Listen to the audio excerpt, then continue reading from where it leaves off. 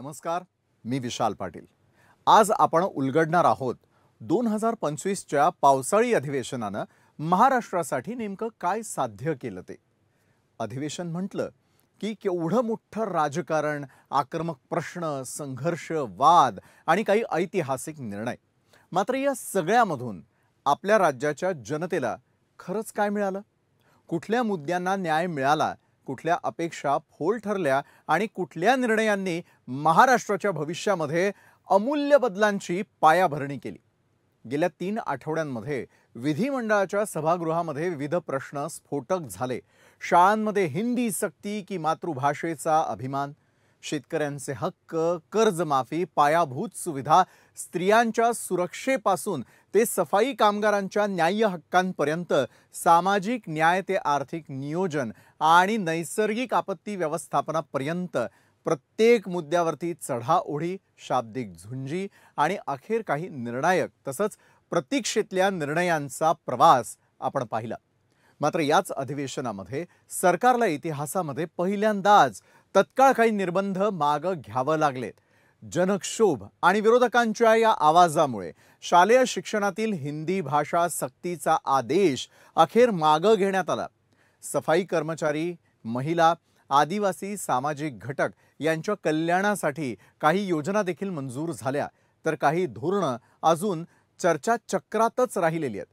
या गदारोळामध्ये, संघर्षामध्ये आणि निर्णायक चर्चेमधून महाराष्ट्राच्या लोकशाहीचा खुबीनं परिपाक झाला। सत्तेची लवचिकता आणि विरोधाचा बाण या दोन्हींचे अनोखे दर्शनही घडलं। पण प्रश्न हा राहतो की या संपूर्ण अधिवेशनामधून महाराष्ट्रानं नेमकं काय मिळवलं? जनतेच्या पदरामध्ये किती ठोस बदल आले? राज्य कारभाराच्या पातळीवरती कोणते विकसनशील निर्णय मार्गी लावले गेले? आणि अजूनही कुठल्या प्रश्नांची उत्तरं राहिलेली आहेत प्रलंबित? या सगळ्यांचा सर्वतोपरी, समतोल आणि निर्भीड असा आढावा घेऊयात आजच्या न्यूज प्लॅनेटमध्ये।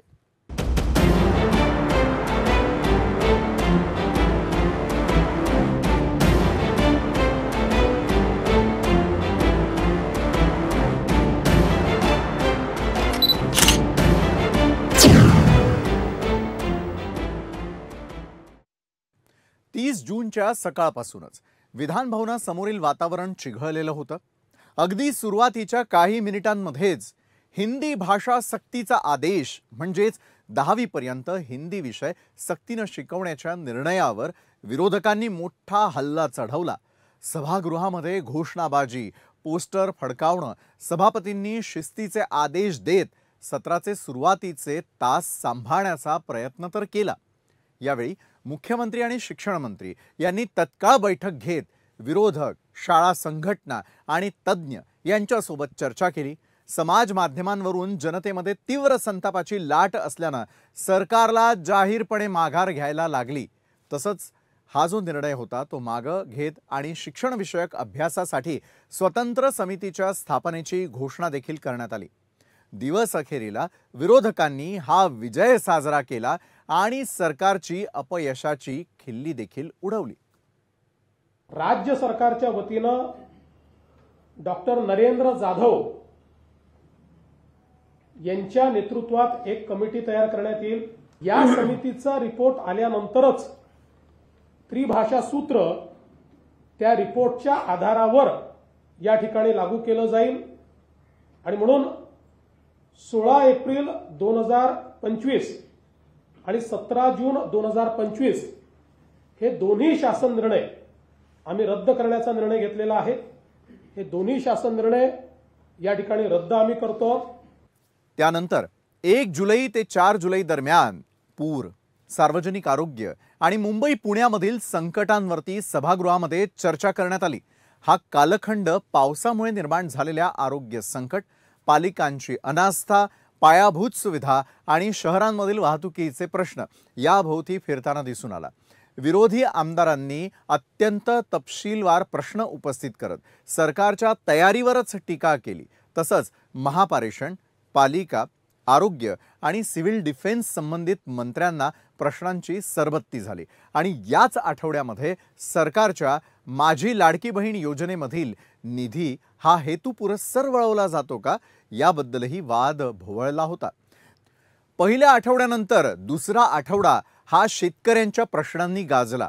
5 जुलै ते 8 जुलै दरम्यान सभागृहामध्ये कर्जमाफी आणि शेतीच्या प्रश्नांनी जोर धरलेला होता.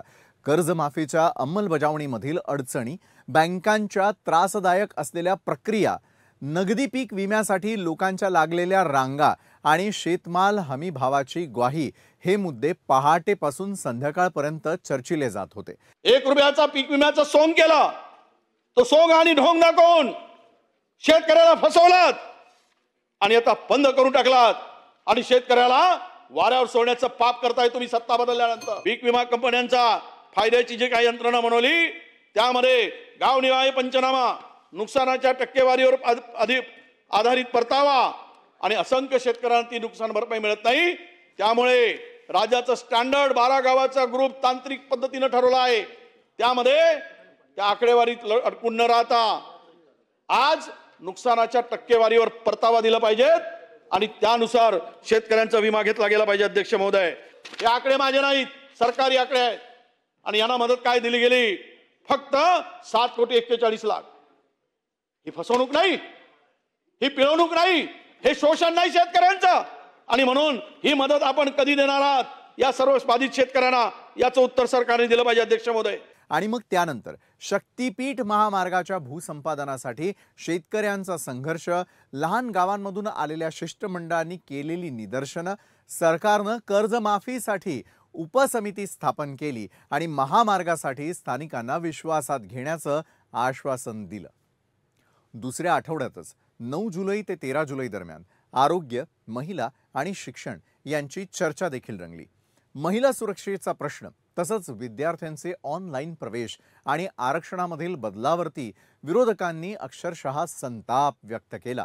तसंच नागपूर, औरंगाबाद, मुंबईमधील सार्वजनिक आरोग्य व्यवस्थेमध्ये सुधारणा करण्याची तळमळ, सार्वजनिक वाहतूक, त्याचबरोबर पाणी आणि कचरा व्यवस्थापनावरती ठोस धोरणांची मागणी यावेळी करण्यात आली. दरम्यान सर्वांसाठी घरं या योजनेअंतर्गत सफाई कामगारांना घरं देण्याचा मोठा निर्णयही याच आठवड्यामध्ये घेण्यात आला. आणि विशेष म्हणजे महाराष्ट्र विधानसभेमध्ये 11 जुलै रोजी जनसुरक्षा विधेयक बहुमतानं मंजूर करण्यात आलं. मुख्यमंत्री देवेंद्र फडणवीस यांनी हे विधेयक सभागृहामध्ये सादर केल्यानंतर विविध पक्षांच्या चर्चेनंतर आवाजी मतदानानं ते संमत करण्यात आलं. आपण या सभागृहाने हे जे काही बिल आहे हे एकमताने मान्य करावं अशा प्रकारची विनंती करतो. प्रश्न असा आहे की दोन्ही सभागृहांच्या संयुक्त समितीच्या प्रतिवृत्तानुसार असलेल्या सन 2024च्या विधानसभा विधेयक क्रमांक 33 महाराष्ट्र विशेष जनसुरक्षा विधेयक 2024 विचारात घ्यावे का? अनुकूल असतील त्यांनी होय म्हणावे, प्रतिकूल असतील त्यांनी नाही म्हणावे. होय ते बहुमत आहे, होय ते बहुमत आहे. दोन्ही सभागृहांच्या होयचे एकमत आहे, होयचे एकमत आहे. दोन्ही सभागृहांच्या संयुक्त समितीच्या प्रतिकृत्यानुसार असलेल्या विधेयक विचारात घेण्यात येत आहे.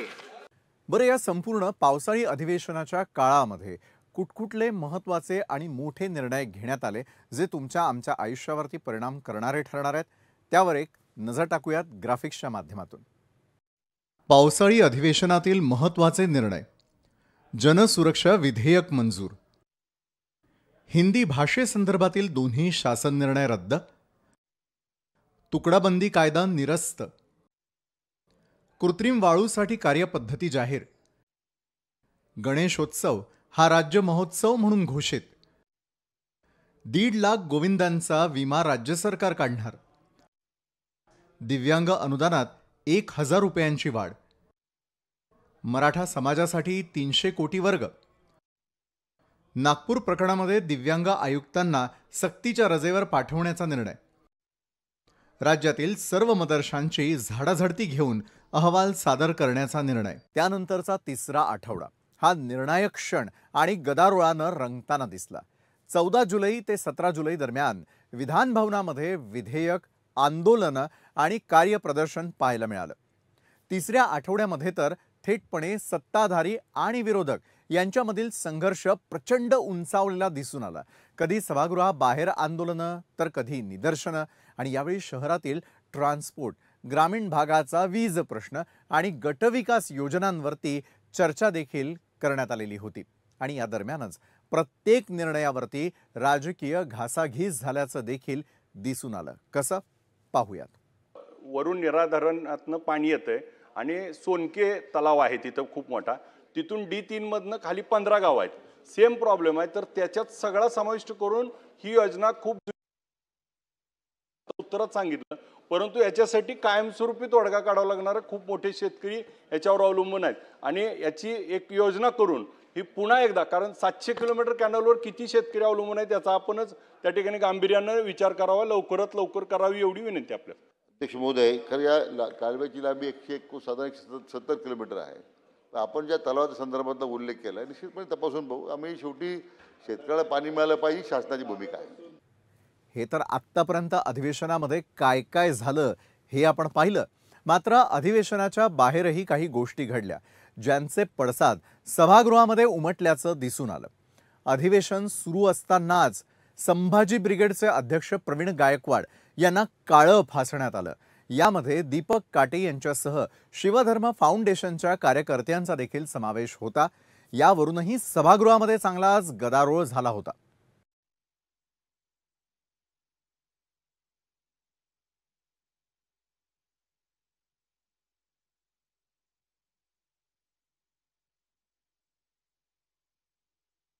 अमोल काटे ह्याच्याबरोबर पोलिसांनी केलेल्या भाष्याबद्दल बोललो. ते बारामती पोलीस स्टेशन नव्हतं, तो अक्कलकोट पोलीस स्टेशनला गेला होता. अक्कलकोट येथे प्रवीणदादा गायकवाडांवरती हल्ला करण्यात आला. त्याची तक्रार देण्यासाठी अमोल काटे बारामतीचा पोलगा अक्कलकोटला गेला.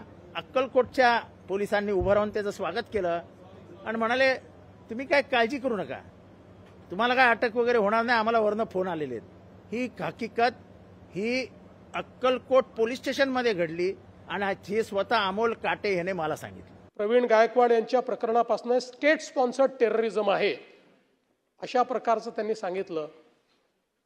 आता खरं म्हणजे आव्हाड साहेब, पहिली गोष्ट तर अशी आहे की या ठिकाणी ही जी काही घटना घडली ती घटना घडल्यानंतर प्रवीण गायकवाड त्याच्यावर तक्रार द्यायला तयार नव्हते. पोलिसांनी स्वतः पुढाकार घेऊन ही तक्रार नोंदवली, त्याच्यावर कारवाई केली. मूळतः झालेला प्रकार हा नॉन कॉग्निझेबल ऑफेन्समध्ये बसतो किंवा कॉग्निझेबल ऑफेन्स बेलेबल इन पोलीस स्टेशनमध्ये बसतो. तथापि याचं गांभीर्य लक्षात घेऊन त्याच्यामध्ये कडक सूचना दिल्या, कडक कारवाई केली आणि जे काही आरोपी होते त्या आरोपींना त्या ठिकाणी अटक केली. बरं, प्रवीण गायकवाड यांच्या या प्रकरणानंतर नाशिकमधून उघडकीस आलेल्या हनी ट्रॅप प्रकरणानं राजकारण आणि प्रशासनामध्ये मोठी खळबळ उडवली.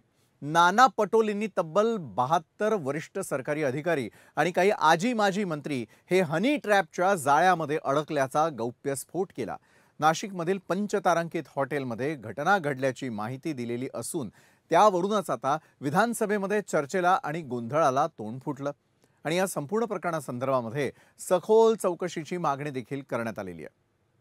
मंत्रालय, नाशिक आणि ठाणे हे हनी ट्रॅपचं केंद्र बनलेलं आहे अध्यक्ष महाराज. आणि राज्याचे महत्त्वाचे कागद, गोपनीय कागद या एंटी सोशल मुवमेंटच्या हातात चाललेले आहेत. मला कोणाचं चरित्र करा, माझ्याजवळ अध्यक्ष महाराज माझ्याजवळ पेन ड्राईव्ह पण आहे, मला ते दाखवायचं नाही आहे, तो विषय नाही आहे अध्यक्ष महाराज. मला कोणाचं चरित्रहरण करायचं नाही आहे, पण ज्या पद्धतीनं दाखवा म्हणाल मंत्री महोदय तर दाखवू टाकू, तुमचं सरकारचं मत असेल तर.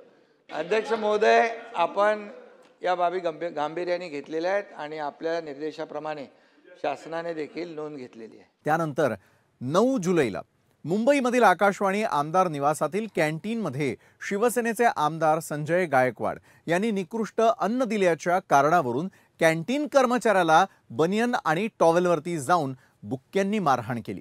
गायकवाड यांनी जेवणामध्ये डाळीला दुर्गंधी येत असल्याचा आरोप केलेला होता आणि या मारहाणीचा व्हिडिओ सोशल मीडियावरती व्हायरल झाला आणि याच घटनेनंतर प्रचंड राजकीय आणि सामाजिक संतापही व्यक्त करण्यात आला. घटनेची माहिती उजेडात येताच 11 जुलैला मुंबई मरीन ड्राईव्ह पोलीस स्टेशनमध्ये त्यांच्या विरोधात अदखलपात्र गुन्हा दाखल करण्यात आला. संजय गायकवाड यांनी मी चांगल्या कामासाठी सौम्य मारहाण केली आणि त्यासाठी कितीही गुन्हे दाखल झाले तरी मला फरक पडत नाही अशी प्रतिक्रिया दिली आणि या प्रकरणावरूनही विधान भवनामध्ये जोरदार गदारोळ झालेला दिसू लागला। विरोधकांनी आमदार गायकवाड यांच्या निलंबनाची आणि गुन्हा दाखल करण्याची मागणी केली। बुधवारी म्हणजेच 16 जुलैला विधानसभेच्या पायऱ्यांवरती विरोधी पक्षनेत्यांनी अक्षरशः टॉवेल आणि बनियन घालूनच आंदोलन केलं आणि त्यामुळे अधिवेशनामध्ये वातावरण तापलं आणि सरकारवर टीकाही झाली।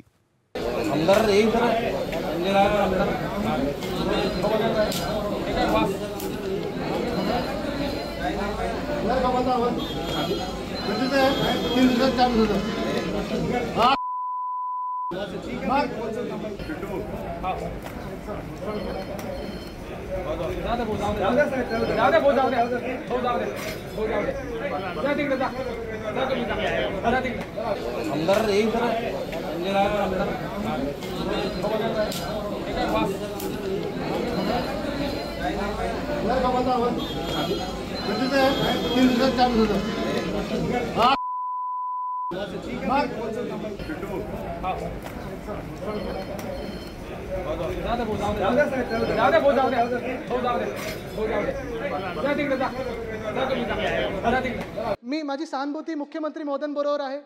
त्यांचं युती धर्म त्यांना पाळणं गरजेचं आहे। त्यांचं मी पहिलंच सांगितलं होतं की अभिनंदन करायचं ते ह्या गोष्टीसाठी करायचं की ज्या लोकांसोबत ते बसलेत, जे बाकीच्या गटांमध्ये आहेत, चड्डी बनियन गँग, ते काय करतात त्याच्यात एक गोष्टी आहे, ते एक गोष्ट आहे त्याच्यात काही केलं त्या चड्डी बनियन गँगने, कुठे जाऊन बुक्का मारतात, कुठे जाऊन काही करतात, तर काय करतात ते मग येऊन, कारण त्यांच्यावर कारवाई तर होत नाही, ते काय बोलतात, मुख्यमंत्री महोदय येऊन सांगतात की पहली गल है कि सारी गलती मेरी नहीं। काय बोलतात ते कि पहली गल है कि सारी गलती मेरी नहीं, चल जी है भी तो क्या मैं तेरी नहीं, आणि मग मुख्यमंत्री कारवाई करू शकत नाहीत। तर मी मुख्यमंत्र्यांचं कौतुक ह्याच्यासाठी करतो की त्यांनी खूप सहनशीलता दाखवलेली आहे। आता कुठे ना कुठेतरी मुंबईकरांच्या मागण्या असतील, शहरातल्या मागण्या असतील, आणि जे काही हे चड्डी बनियन गँगचं चालू आहे त्याच्यावर कठोर कारवाई होणं गरजेचं आहे आणि शासन काय असतं, जनतेसाठी काय चालतं, कसं चालतं हे त्यांनी दाखवणं गरजेचं आहे। नेमकं कोणावर कारवाई व्हावी, नेमकं त्यांची चड्डी कोण, त्यांची बनियान कोण, हे एकदा त्यांनी सांगावं ना। जर एवढी भीती वाटत असेल बोलायला तर सभागृहामध्ये असे शब्द वापरू नका, वापरायचे ना असे शब्द। कोणासाठी वापरताय हे शब्द, कोणासाठी शब्द होते हे, कोणासाठी शब्द होते? हिम्मत असेल तर त्यांनी बोलून दाखवावं हे शब्द कोणासाठी होते। उगाच काही चाललंय, उगाच टीका करायची म्हणून काही का आम्ही साहेब अरे 1 तासापासून ऐकतोय, काय बोललो नाही मला। नाही साहेब मी बोलायला देणार नाही, मला मी एक शब्द मध्ये आमचा कोणी बोललेला नाही, पण हे शब्द कुठले? रुलिंग मधून शब्द ह्यात काढून टाकावं, यात त्यांनी स्पष्ट करावं हिम्मत असेल तर। नेमकं ते कोणाबद्दल बोलत होते एकदा स्पष्ट करावं सभागृहामध्ये, बघूया हिम्मत। 14 जुलैला विधानसभेमध्ये उसळलेल्या गदारोळाचं कारण ठरलं ते म्हणजे शिवसेनेचे आमदार संजय शिरसाट यांच्या बॅगेत आढळून आलेल्या मोठ्या प्रमाणावरील नोटा। त्यांच्या बॅगेमध्ये नोटा असल्याची माहिती काही सदस्यांना मिळाली आणि मग लगेचच सभागृहामध्ये या संपूर्ण प्रकरणावरती गोंधळ सुरू झाला। विरोधकांनी हा मुद्दा तत्काळ सभागृहामध्ये उपस्थित करत संजय शिरसाट यांच्यावर गंभीर स्वरूपाचे आरोप केले। त्यांनी नोटांचे मूळ, त्याचा उपयोग आणि अवैध आर्थिक व्यवहाराच्या शंकेवरती प्रश्नचिन्ह उपस्थित केलं। त्यानंतर सभागृहामध्ये सरकारवर भ्रष्टाचार लपवण्याचा आरोप करत चौकशीची जोरदार मागणी करण्यात आली आणि या प्रकारामुळे काही काळ अधिवेशन थांबावं लागलं। सभागृहामधील वातावरण तापल्यानं अध्यक्षांनी संबंधित प्रकरणाची चौकशी करण्याचं आश्वासन दिलं। दरम्यान संजय शिरसाट यांनी स्वतःवरती लादण्यात आलेले आरोप फेटाळून लावले आणि विरोधकांच्या आरोपांना राजकीय उद्देश असल्याचं म्हणत त्या ठिकाणी दिलेली प्रतिक्रिया पाहूया। आम्ही गेले 2-2.5 वर्ष, नुसतं आम्ही नाही तर 33 देशांमध्ये ज्याची नोंद घेतलेली आहे गद्दारीची, 50 खोके एकदम ओके, त्याच्यातला कदाचित 1 खोका हा दिसला असेल। पण मला वाटतं सरळ सरळ हा जो व्हिडिओ घेतला आपण आणि ज्या कंपनीचे ते बनियन आणि चड्डी आहे त्यांनी दाखवलं की एवढे खोके मिळाल्यानंतर तुम्ही हेच बनियन घालू शकता। संजय सिरसाट ने अपना स्टेटमेंट किया है कि मैं अपने घर पे हूँ, मेरा कुत्ता मेरे साथ है, और कोई घर पे अपने अगर रिलैक्स हो रहा होगा तो उसके व्यक्तिगत जीवन में हम लोगों ने जाना और कोई जा रहा है तो उनकी बात है, लेकिन मुझे नहीं लगता कि हम किसी के व्यक्तिगत जीवन में इस तरह की चर्चा करें।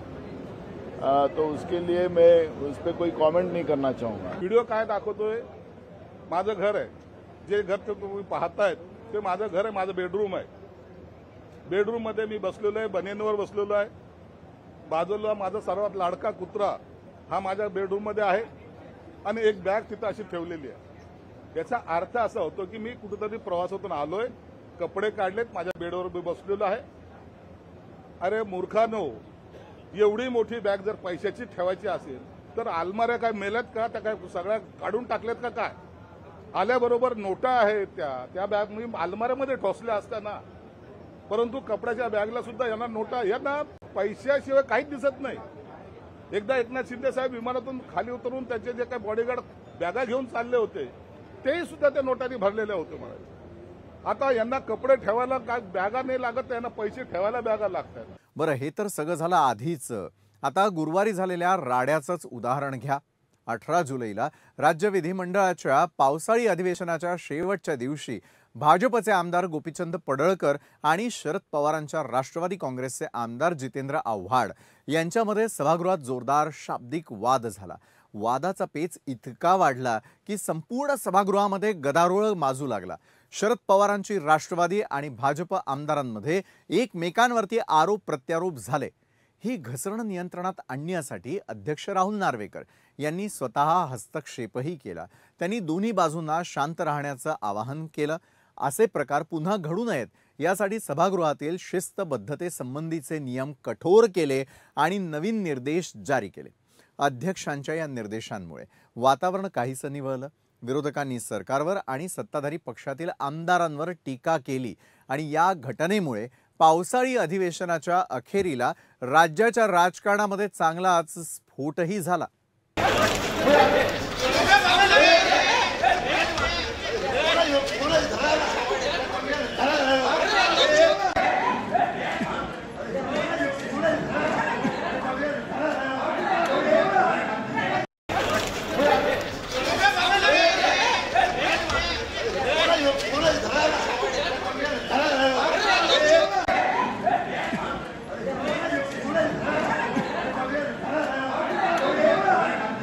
अख्ख्या महाराष्ट्राला समजलं कोणी हल्ला केला।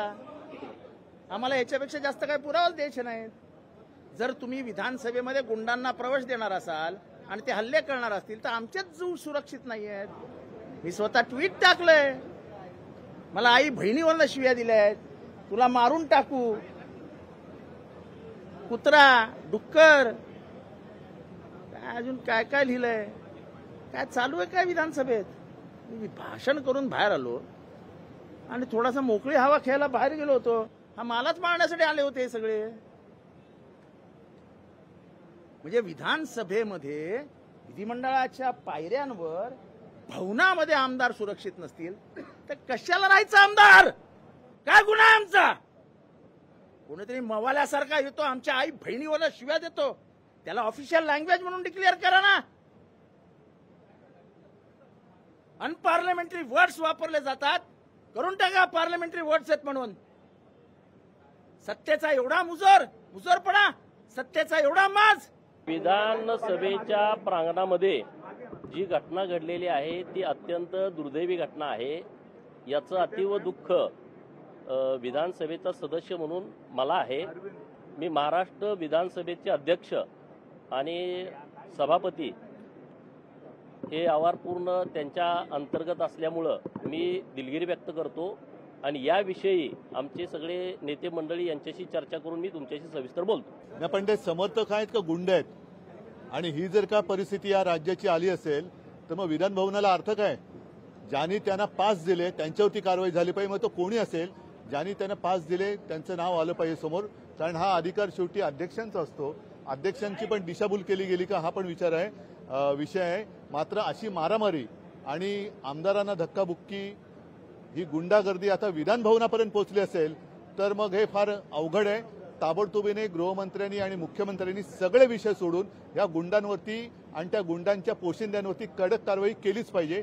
तर आणि तरच तुम्ही या राज्याचे पालक मुख्यमंत्री म्हणून जनतेला तोंड दाखवायच्या पात्रतेचे आहात असंच मी म्हणेन. या ठिकाणी माननीय अध्यक्ष विधानसभा आणि माननीय सभापती विधान परिषद यांच्या अंतर्गत हा सगळा परिसर येतो.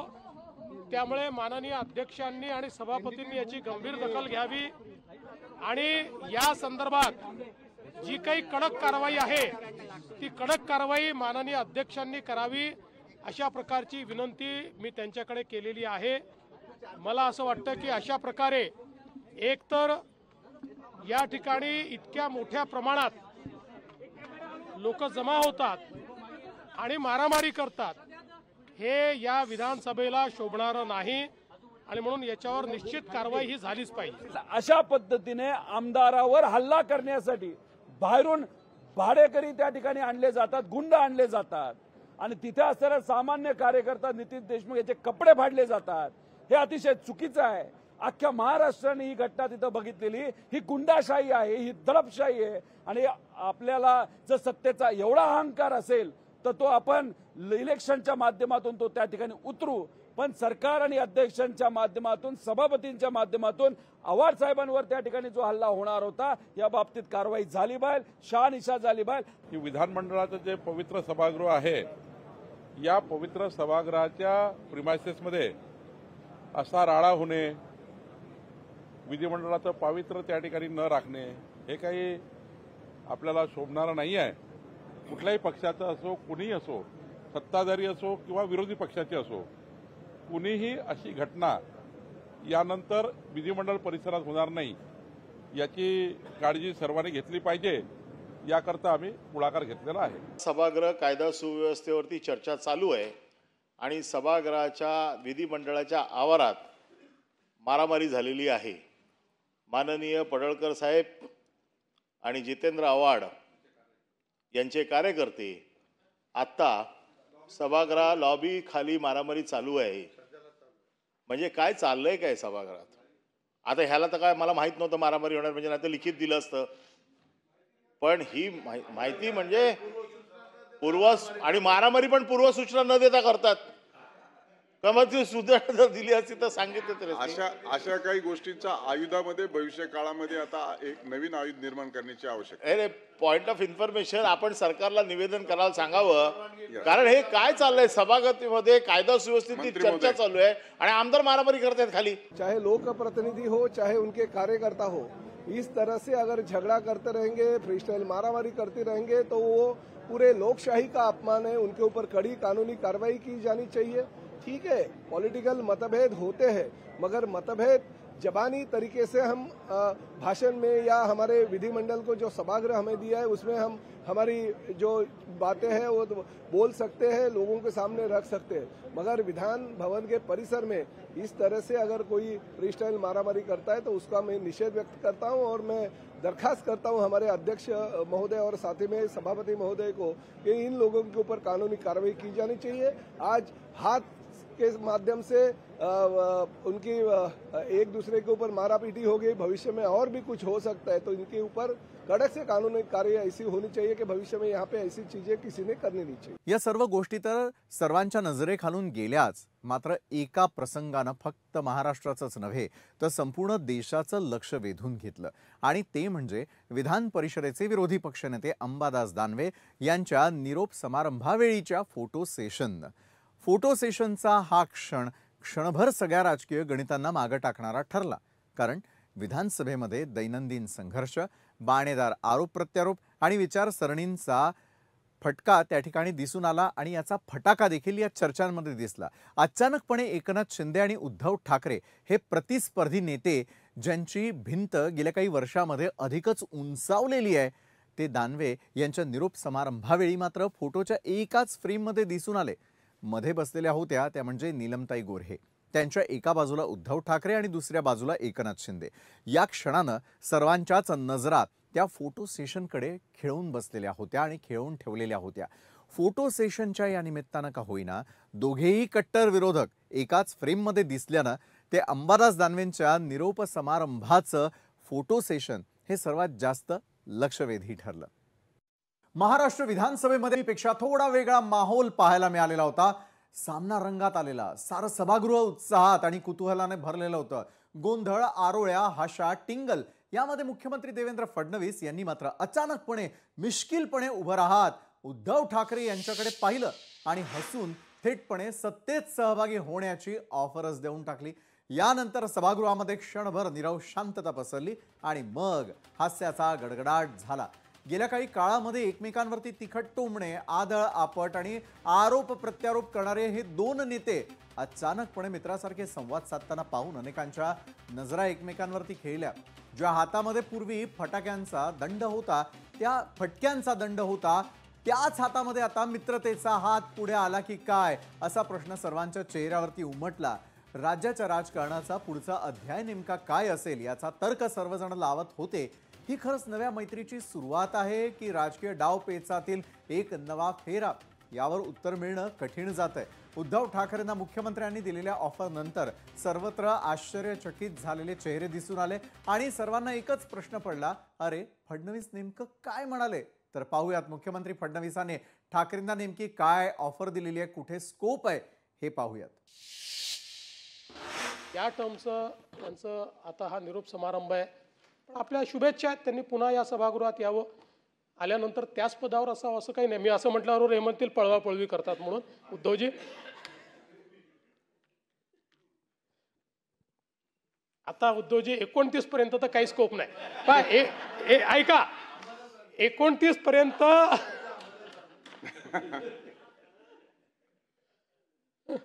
आम्हाला तिकडे याचा स्कोप उरला नाही. 29 तुम्हाला इकडे याचा स्कोप आता विचार करता येईल, म्हणजे त्याचा विचार आपण वेगळ्या पद्धतीने करू, पण आम्हाला तिकडे जायचा स्कोप हा काही या ठिकाणी उरलेला नाही. अधिवेशनामधून अपेक्षित जे साध्य व्हायला हवं होतं त्याऐवजी राजकारणातला राडा, शिस्तभंग आणि आठवडाभरामधील गदारोळ हाच जनतेपुढे स्पष्टपणे दिसून आला. अर्थसंकल्पीय अधिवेशन असो की मग आत्ताच पार पडलेलं पावसाळी अधिवेशन, लोकांसाठी जीवनमूल्यांच्या मुद्द्यांवरती चर्चा होणं, समाधानकारक उत्तर मिळणं आणि महत्त्वाचे निर्णय घडणं अपेक्षित असतं. दरम्यान सरकार तसंच विरोधकांच्या प्रचारकी राड्याऐवजी लोकप्रतिनिधींनी आपले कर्तव्य पार पाडून लोकहिताची चर्चा आणि ठोस कृती करण्याचे अधिवेशन यावेळी पुन्हा एकदा गमावलं. हे मग त्या कुठल्याही बाजूनं लपवता येणार नाही, हेही तितकंच खरं. मात्र या अधिवेशनानं तुमच्या आमच्या पारड्यात नेमकं काय पडलं याचा सारासार विचार व्हावा म्हणूनच संपूर्ण अधिवेशन काळ हा न्यूज प्लॅनेटच्या माध्यमातून केवळ 1 तासामध्ये तुमच्या समोर मांडण्याचा हा आमचा प्रयत्न होता. आजच्या न्यूज प्लॅनेटमध्ये वेळ झालेली आहे इथंच थांबण्याची. मात्र ताज्या घडामोडींसाठी पाहायला विसरू नका लोकशाही मराठी.